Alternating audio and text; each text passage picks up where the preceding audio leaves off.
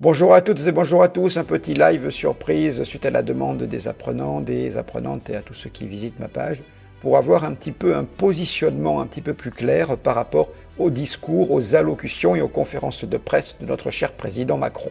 Bien entendu, c'est en référence au conflit israélo-palestinien, mais le but de cette vidéo n'est pas du tout de prendre position, mais plutôt d'analyser des discours, d'analyser une conférence de presse en l'occurrence. Et pourquoi une conférence de presse? Tout simplement parce qu'en ce jour, mardi, il a fait cette conférence de presse. Et l'avantage d'analyser une conférence de presse, c'est qu'il n'y a pas possibilité de faire des coupes, des recoupes, des montages, des on recommence. C'est du live, du pur live, donc il faut que ça soit fait parfaitement et tous les petits défauts vont rester. Et on va se rendre compte qu'il en reste dans l'allocution, mais il y a eu quand même un gros travail de fait par rapport aux années précédentes et on se rend compte que notre président a quand même beaucoup travaillé. Pour le meilleur ou pour le pire, ça dépendra de vos opinions. Dans cette vidéo, mon but n'est pas du tout de me positionner d'une manière ou d'une autre dans ce conflit israélo-palestinien où deux peuples, depuis des décennies, s'entre-déchirent pour des raisons qui sont les leurs. Nous n'avons aucune information fiable, nous ne sommes pas sur place, on ne peut pas compter sur les médias pour nous raconter autre chose que ce qu'ils veulent bien nous raconter. On ne peut pas compter sur les médias pour faire autre chose que de la propagande. Nous manquons donc profondément d'informations, et ce depuis des décennies et des décennies en ce qui concerne ce conflit. Je trouve extrêmement difficile de me positionner d'une manière ou d'une autre, et je ne cherche pas du tout à faire ça dans cette vidéo, comme je le dis, mais simplement faire une analyse précise et factuelle de cette conférence de presse. Cette vidéo ne représente que mon opinion, que mes observations et mes interprétations. Je vais vous montrer au cours de l'allocution différents gestes, tics, mimiques, positionnement de notre président et vous donner l'interprétation habituelle et l'interprétation que j'en fais. Ça sera à vous ensuite, avec votre propre ressenti, à la lumière des informations que je vous ai apportées, de trouver votre positionnement, de trouver votre interprétation et votre vérité. Il ne s'agit donc pas de juger une personne ou une opinion, il s'agit d'évaluer une prestation en mettant en lumière certains petits défauts, certains petits tics qui peuvent avoir des interprétations extrêmement intéressantes quand on veut savoir si notre interlocuteur est sincère ou bien s'il est mensonger. On prend cette vidéo à titre d'exercice et finalement ça vous apprendra en même temps à repérer ces micro-tics, ces micro-comportements chez vos interlocutrices et vos interlocuteurs en live et dans votre vie. Je m'attacherai simplement à étudier les micro et macro comportements de notre président Emmanuel Macron sans m'attarder sur ceux de son interlocuteur Benjamin Netanyahou. On voit quelqu'un qui a figé ses expressions, qui souvent se met de profil pour éviter que l'on voie ses expressions et qui a gardé un visage extrêmement fermé, mais cette gravité est volontairement et artificiellement produite et on va voir pourquoi dans quelques secondes. Avant de voir cette prise de parole, il y a un moment assez intéressant que je vais vous faire passer dans quelques secondes. C'est celui où son interlocuteur, Benjamin Netanyahou, lui dit à quel point il le remercie et il compte sur le soutien de la France. Et vous voyez à ce moment-là, et c'est très drôle, Emmanuel Macron se reculer complètement par rapport à ce soutien, et comme s'il voulait vraiment s'en éloigner. Il se met carrément, il s'incline vers l'arrière et c'est extrêmement significatif. Ça donne bien le ton d'un discours, le ton d'une intervention où il va ménager la chèvre et le chou. Dans une première partie, il va être très empathique et aller d'un côté pour ensuite mettre un coup d'épée et revenir sur la cause palestinienne qu'il avait complètement évincée pendant la toute première partie du discours. Ce recul est très intéressant, regardez. Ainsi, votre soutien, nous appuyons dessus, c'est important pour notre avenir. Étonnant, non? Comme aurait dit feu le regretté Pierre Desproges. Maintenant, écoutons l'allocution, du moins la conférence de presse plus exactement, d'Emmanuel Macron. Ce qui peut choquer dès le départ, c'est sa voix. Si vous écoutez bien, sa voix n'est pas la voix habituelle, ce n'est pas la vraie voix d'Emmanuel Macron. On voit très bien qu'elle a un pitch un peu plus grave, c'est-à-dire une tonalité un tout petit peu plus grave. Il n'a pas utilisé une constriction vocale pendant la totalité des 10 minutes de la conférence de presse. Je pencherai plutôt pour un appareil qui tune et détune la voix, c'est-à-dire qui permet au chanteur d'avoir une voix un peu plus grave et un petit peu plus aiguë si nécessaire, et de chanter juste bien souvent. Cet appareil a été utilisé pour baisser la voix de quelques tonalités, de manière à lui donner artificiellement un sens de gravité et un sens d'importance. Et à partir du moment où on commence déjà d'entrer à utiliser des appareils et de l'artificialité, ça me met tout de suite la puce à l'oreille. De la même manière, on voit l'adaptation de son costume noir, bien évidemment. Là aussi, c'est très symbolique. Mais on est dans quelque chose d'artificiel. Et si des artifices sont nécessaires, on peut se dire que ça cache probablement des choses. Cette baisse de la tonalité, finalement, subliminalement, induit cette notion de gravité, de pose de voix. Et volontairement, le discours est lent. En tous les cas, manipulation ça sent et probablement manipulation il y a. Ce qui frappe dès le départ, c'est la nature figée du visage d'Emmanuel Macron. C'est un petit peu comme une pièce de théâtre. Aucune émotion ne transpire, aucune émotion sincère, on va dire, ne semble apparaître alors qu'il parle d'atrocités vécues des deux côtés. Et ça, c'est assez intéressant à remarquer parce que toutes les émotions qu'il semble essayer de transmettre avec son visage sont partielles. Il va faire un petit mouvement de bouche, un petit mouvement d'yeux, mais le visage entier n'y est pas. Et en général, lorsqu'une émotion ne se place que dans une partie du visage, ben ça veut dire qu'elle est fausse. Souvent, on voit le sourire typique du banquier avec la bouche alors que les yeux n'en ont rien à faire, comme ça. Voilà. Là, il n'y a aucune émotion. J'ai bougé ma bouche comme pour un sourire, mais mes yeux montrent bien que finalement, je m'en tape royalement. De toutes les façons, toute émotion qui ne se manifeste pas sur l'intégralité du visage est en général non sincère ou simulée.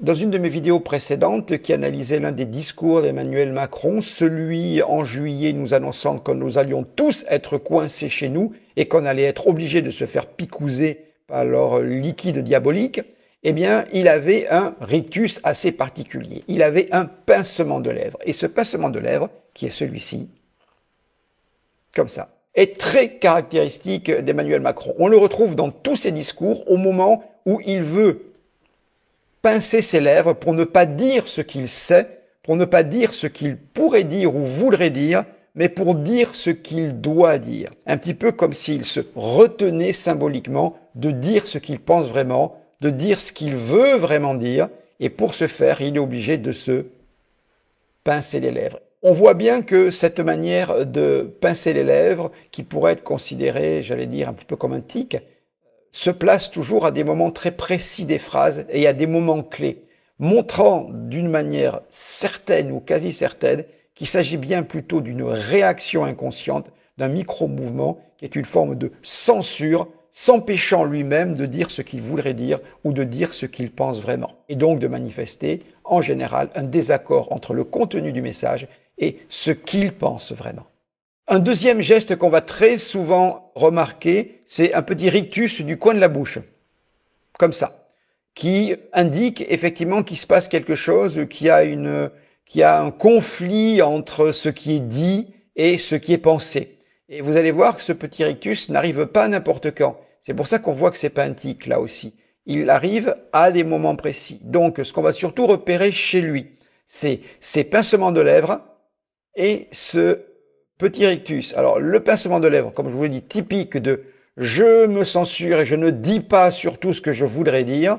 Et le petit rictus, c'est un décalage important entre ce qu'on pense et ce que l'on dit officiellement face à notre interlocuteur. Le premier rictus que l'on va repérer, il va se passer lorsqu'il remercie Benjamin Netanyahou de la discussion qu'ils ont eue ensemble. Et on comprend tout de suite que cette discussion n'a pas été ni aussi facile, ni aussi amicale qu'ils veulent bien tous les deux le dire. Quand il dit, avec ce petit rictus, qu'il le remercie et que la discussion a été bonne, etc. Voilà, vous avez l'extrait dans quelques secondes. On voit déjà qu'il y a des tensions. Cher Bibi, merci pour ces paroles. Merci pour la discussion que nous avons eue en tête-à-tête et avec... Voilà, donc voilà le premier petit rictus, mais il va être suivi par un second. Avant de revenir sur la série des rictus qui vont suivre et des pincements de lèvres, On va aussi repérer un nouveau micro-mouvement chez Emmanuel Macron que l'on n'avait pas observé jusqu'à présent. C'est une pause avec le regard vide pendant à peu près une seconde et demie. Un regard vide qui trahit ce que l'on appelle un dialogue interne. C'est un moment où l'individu se parle à lui-même dans sa tête. Et en général, lorsque ça se fait au cours d'un discours, c'est très souvent qu'il est en train de penser à ce qu'il aimerait dire, ce qu'il voudrait dire, mais qu'il ne peut pas dire. Et on va voir que ces pauses, elles vont se passer aussi à des moments extrêmement particuliers et extrêmement significatifs. Alors bien évidemment, le regard vide ne va pas durer pendant 40 secondes. Ça va durer une seconde et demie. Un petit peu comme un bug d'une machine qui repart. Le regard est là dans le vide et ça repart. Mais ça trahit plus qu'un bug, un dialogue interne. Et en général, une pause comme ça au milieu d'une allocution qui est censée être rodée comme du papier à musique n'est pas très bon signe en termes de sincérité. Ici donc, ce que l'on va repérer, ça va être un petit rictus avec un début de pincement de lèvres à peine perceptible, mais surtout un premier regard dans le vide. Et ce regard dans le vide, il arrive au moment où il parle des familles angoissées et de tout ce qui a été fait et des morts. Mais on voit très clairement que le dialogue interne dans sa tête va aller aussi du côté des Palestiniens parce que son discours, pour l'instant, dans la première partie, va être extrêmement unilatéral et va caresser, je dirais, Benjamin Netanyahou dans le sens du poil. Donc il va parler unilatéralement des morts, unilatéralement des attaques. C'est simplement dans la deuxième partie du discours où il va aborder les Palestiniens. Mais on sent que ça va arriver parce que son regard vide montre bien à cet instant qu'il est en train de penser et dialoguer avec lui-même, très conscient finalement qu'il a oublié volontairement de citer l'autre côté. Et ça, ce n'est encore une fois que mon interprétation et mon ressenti. On regarde. Aux familles endeuillées, aux familles brisées, aux familles angoissées. Les actes. On va avoir deux pincements de lèvres assez intéressants parce que successifs, montrant que tout n'est pas dit. D'abord, lorsqu'il cite le partage du même deuil, voilà, ainsi que la solidarité de tous les Français. C'est assez intéressant, je vous laisserai l'interpréter vous-même, de voir qu'à cet instant-là, il se retient à 2 ou 3 secondes d'intervalle de dire ce que finalement il pense, puisqu'il y a une, à mon interprétation, véritable censure. On remarquera d'ailleurs au passage que durant toute la première partie de la conférence de presse, il va passer régulièrement son temps à tourner la tête vers Benjamin Netanyahou pour avoir un petit peu son approbation ou pour appuyer ses mots. Dans la deuxième partie, celle qui parle des Palestiniens, il ne lui adressera quasiment aucun regard et se contentera de lire son papier ou de regarder un petit peu devant lui. Et ça, c'est aussi particulièrement amusant à constater. Revenons à ces deux pincements de lèvres successifs. Les voici. Pleurions nos morts. Et la solidarité des Israéliens, la solidarité des Français. Alors là, on va passer à une mimique extrêmement étonnante et vraiment très bizarre. En plein lyrisme théâtral, on a d'un seul coup, alors qu'il nous dit qu'il ne négligera rien pour vaincre le terrorisme, alors que la mise en scène gestuelle est très minimale, il va d'un seul coup écarquiller les yeux comme des soucoupes et monter très haut ses sourcils, un peu comme ça, d'une manière assez étonnante. On pourrait avoir plusieurs interprétations assez antagonistes de cette gestuelle et de ce micro-mouvement, mais en tous les cas, elles soulignent qu'il se passe quelque chose à cet instant, totalement en opposition avec la gravité du moment, puisque le micro-mouvement n'est pas du tout en adéquation. Je vous montre. Nous ne négligerons rien. Vous êtes libre d'interpréter comme vous voulez, mais rappelez-vous que lorsqu'il y a une modification comportementale, sauf dans le cas où elle est contextuelle, quelque chose qui bouge, un objet qui tombe, une chaise qui se casse, lorsqu'il y a une modification comportementale, c'est qu'il y a une modification interne ou un dialogue interne. La question qui demeure, c'est quel dialogue interne ou quel état interne amène cette mimique-là. Dans le prochain macro-mouvement involontaire, nous allons retrouver un Emmanuel Macron que nous avions déjà décrypté il y a 2 ans.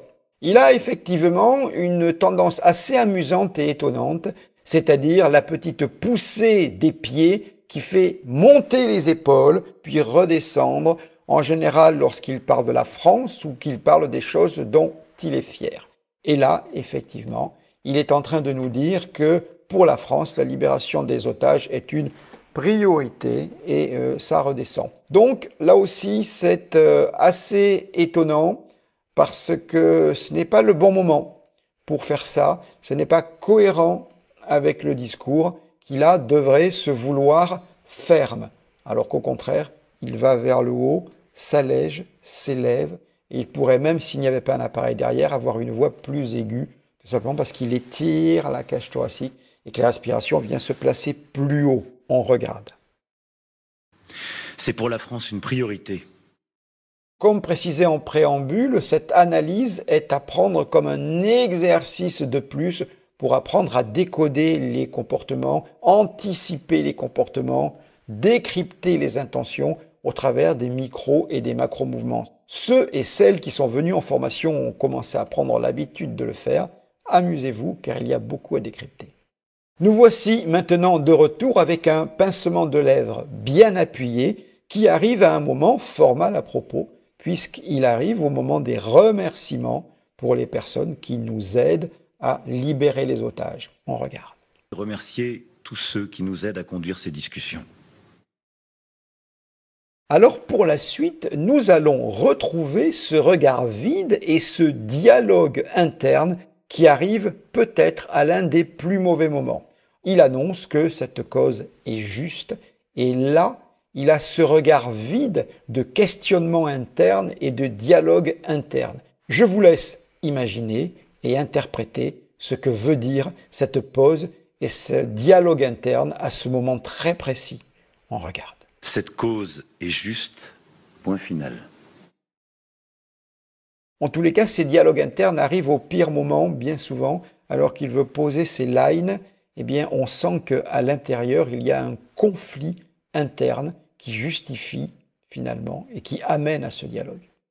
Parmi les choses un peu étranges qu'on peut constater sur cette vidéo et que je ne me hasarderai pas volontairement à interpréter, c'est la montée sur la pointe des pieds et la redescente que l'on a déjà observée chez lui plusieurs fois dans d'autres vidéos et dans celle-là. L'embêtant pour moi est qu'il associe ça à la phrase « la destruction d'Israël ». Vous êtes libre d'en faire ce que vous voulez. Je constate simplement ce mouvement-là à cet instant précis. On regarde. Et la destruction de l'État d'Israël. Je tiens quand même à rappeler un point important maintenant, même crucial. Lorsqu'on fait des analyses de comportement, des anticipations de comportement, des décryptages de micro et macro mouvements, on sait bien qu'il existe aussi des gestes et des mouvements parasites qui n'ont pas un sens précis. Ce n'est pas parce qu'à un moment une personne se gratte le nez qu'elle est forcément dans le mensonge. On cherche les convergences de gestes, les convergences de mots, on cherche des micro et des macro mouvements qui se situent toujours de la même manière, dans le même contexte, dans les mêmes phrases, dans la même signification. Ça n'a vraiment de sens que s'il y a convergence. C'est pour ça qu'on peut accepter chez tout interlocuteur des gestes et des mouvements qui soient parasites et qui n'ont pas forcément de signification précise. Et c'est valable pour tous les micro et macro mouvements que l'on va observer, décrypter et souligner. Précédé par un pincement de lèvres, on a un nouveau regard vide assez intéressant lorsque Emmanuel Macron annonce à Benjamin Netanyahou « Vous n'êtes pas seul ». Mais on peut se dire qu'il y a probablement une différence entre ce qui est dit et ce qui est pensé. Sinon, il n'y a aucune justification du dialogue interne. On regarde. Simple, vous n'êtes pas seul. On ne peut pas s'empêcher de remarquer la petite théâtralisation au moment de parler de la France avec le regard qui regarde vers le haut une fraction de seconde, telle une pose de statue. C'est, je dirais, pas forcément signifiant, mais c'est amusant à constater. On regarde. C'est pourquoi la France est prête. Alors, pour la suite, on a vraiment une véritable confiserie. Parce que là, c'est extrêmement rare de voir ça chez quelqu'un d'entraîné et chez quelqu'un qui a peaufiné son discours. Alors que notre président est en train de dire et de souligner l'importance de la coalition pour la sécurité d'Israël, il va faire de la tête un nom comme ça, alors qu'il est de profil, qui va durer presque 1 seconde et demie, pour ne pas dire 2 secondes. C'est rarissime de voir des signes aussi clairs et aussi évidents chez quelqu'un qui est censé avoir parfaitement maîtrisé et peaufiné sa conférence de presse. On regarde, c'est que du bonheur. Je pense que c'est l'intérêt d'Israël, de sa sécurité, celle aussi de plusieurs de vos voisins. Alors attention, quand je dis c'est que du bonheur, ça n'a aucun rapport avec le contenu de la phrase, ni une prise de position quelconque. Pour moi, c'est que du bonheur de pouvoir observer des manifestations aussi évidentes et aussi claires chez quelqu'un, et surtout de vous offrir la possibilité de les souligner et de les remarquer. Je vous ai zappé plusieurs pincements de lèvres, plusieurs montées de sourcils, plusieurs petits rictus que vous êtes censés avoir remarqués. Ces petits micro-mouvements signifiants restent présents à des moments clés de sa conférence de presse. Amis du mentalisme, nous arrivons maintenant à la deuxième partie de son discours. C'est l'articulation. Le moment où il va commencer à parler des Palestiniens, à parler de la cause de la Palestine, et on va surtout voir qu'il ne regarde quasiment plus Benjamin Netanyahou, alors qu'il a passé son temps durant la première partie à lui envoyer des regards appuyés et complices de validation. Première pique indirecte, on va voir de manière assez appuyée un pincement de lèvres. Au moment où notre président explique l'importance de laisser un accès humanitaire malgré la guerre, personnellement, j'ai l'impression que ce geste, ce pincement avec ce regard est tellement appuyé, est tellement précis, est tellement long par rapport à ces pincements, je dirais, involontaires, que c'est un message indirect, pour ne pas dire direct, et c'est une manière volontaire de souligner son propos bien plus qu'un tic ou bien plus qu'un mouvement inconscient. On regarde. Et assure l'accès humanitaire. On va avoir maintenant toute une série de pincements de lèvres assez intéressants, mais cela plutôt involontaire, en l'occurrence lorsqu'il dit « Nous en avons longuement parlé en détail », pincement de lèvres, mais il ne regardera pas son interlocuteur à ce moment, et ça montre probablement qu'il y a peut-être encore un désaccord là-dessus, mais on est dans le politiquement correct, tout ne peut pas être dit, et c'est ce que l'on va voir aussi pour le micro-mouvement qui va bientôt suivre. On regarde. On a longuement parlé, très en détail. On se retrouve maintenant face à un enchaînement assez parlant de micro-macro-mouvements, puisque deux vont se succéder, alors qu'il parle de l'aide qu'il va apporter à toutes les populations, comme cela a été fait jusqu'à présent par la France. Au moment de l'aide de toutes les populations, il y aura un pincement de lèvres. Et lorsqu'il parle de ce qui a déjà été fait par la France, bien évidemment, on a un petit mouvement de fierté montée et redescente que je vous laisse observer par vous-même. Et bien évidemment, je n'ai besoin, je pense, de rien vous dire pour que vous puissiez les interpréter. On regarde. Concrète à toutes les populations, comme nous l'avons fait ces dernières années, ces derniers. Dans cette deuxième partie de conférence de presse, où il dit peut-être un petit peu plus ce qu'il pense et ce qu'il veut, en faisant référence aux deux parties et non plus à une seule comme dans la première partie, on va pouvoir enfin régulièrement voir ses mains, voir bouger ses mains, et on sait tous déjà que la dissimulation des mains n'est jamais bon signe. D'ailleurs, lorsqu'on serre la main à quelqu'un, c'était un petit peu une manière de lui montrer sa paume, pour lui montrer que l'on n'avait pas d'arme. Le geste « tout va bien », c'est aussi montrer qu'on n'a pas d'arme. On regarde. Prêt aussi à le faire en nous engageant avec les principaux voisins pour bâtir ces solutions. Nous voilà maintenant face à un nouveau signe que vous n'aviez pas encore vu. c'est le fronçage unilatéral de sourcils, où là, il va parler des actes barbares commis par quelques Israéliens à l'encontre des Palestiniens. Mais la manière dont il fronce le sourcil et il enfonce son sourcil montre bien qu'il ne pense pas uniquement qu'à quelques Israéliens. Là aussi, le message est assez clair. On regarde. Je souhaite aussi appeler l'attention de chacun sur les actes de quelques-uns à l'égard de civils palestiniens. Il ne peut pas mener une attaque frontale en regardant directement Benjamin Netanyahou alors qu'il prononce cette phrase. Mais ce sourcil que nous venons de voir en dit beaucoup plus qu'un regard direct. On arrive maintenant à la troisième partie, je dirais la fin de la conférence de presse, où il va quand même revenir sur des points plus caressants par rapport à son hôte Benjamin Netanyahou. Et vous verrez que le discours rechange un petit peu, mais le principal a été dit. Nous sommes là sur la fin de la conférence de presse et il va bien évidemment parler de l'importance de la sécurité d'Israël. Et il va faire une mimique assez peu habituelle puisqu'il va regarder Benjamin Netanyahou en tirant le cou et en faisant une forme de sourire complice, je dirais peut-être pour plus facilement faire passer la pilule, qui, on le voit sur certaines vidéos, n'est pas si bien passé, si bien apprécié par son hôte. Et on va décrypter un petit geste très amusant, je dirais, en fin de vidéo, dans ce sens-là. On regarde. Enfin, la sécurité d'Israël ne peut être durable sans une relance décisive. Une fin de conférence de presse avec beaucoup moins de rictus, avec beaucoup moins de lèvres serrées, avec beaucoup moins de censure, avec beaucoup moins de retenue de la part de notre président, peut-être parce qu'il est plus proche de ce qu'il voulait dire réellement, mais qu'il ne pouvait pas dire en début de conférence. En tous les cas, le petit clin d'œil aussi assez amusant, je dirais, est de voir comment, lorsque notre Emmanuel Macron annonce à Benjamin Netanyahou que dans les jours suivants, il serait lui-même à Ramallah en Palestine, on voit à ce moment très clairement le visage de Netanyahou changer et surtout on voit qu'il s'accroche avec ses deux mains à son pupitre pour bloquer toute forme de réaction, pour se figer et pour ne pas manifester ouvertement